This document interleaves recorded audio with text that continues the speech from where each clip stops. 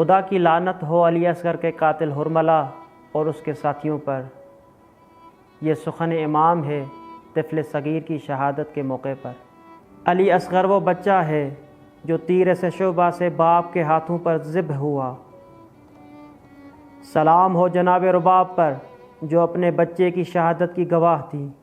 سلام ہو کربلا کی اس ماں پر جس کا بچہ گرچہ شیرخوار تھا مگر فاتح میداں تھا۔ جناب رباب کی عظمت کے لیے امام حسین علیہ السلام کا یہی ایک جملہ کافی ہے: مجھے وہ گھر پسند ہے جس میں رباب اور سکینہ ہوں۔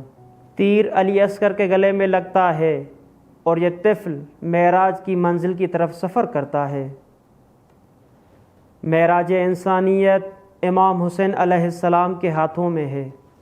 علی اصغر نے امام حسین علیہ السلام کے ہاتھوں سے معراج کے سفر کا آغاز کیا تاکہ تمام حسینی جان لیں کہ معراج کا راستہ کربلا سے ہو کر گزرتا ہے۔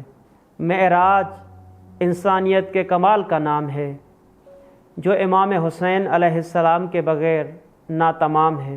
امام حسین علیہ السلام کے ہاتھ 2 مرتبہ بلند ہوئے، ایک مرتبہ نجران کے مسیحیوں کے مقابلے میں، دوسری مرتبہ مسلمانوں کے مقابلے میں۔ افسوس کہ عیسائیوں نے آپ کے سامنے شکست قبول کی مگر مسلمانوں نے سبط پیغمبر کی حرمت کا پاس نہ رکھا۔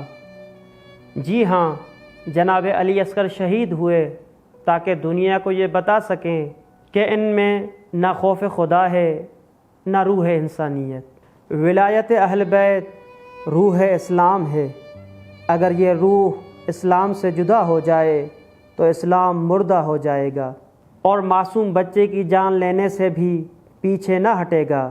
کہیں ہمارے اعمال روح ولایت سے خالی تو نہیں؟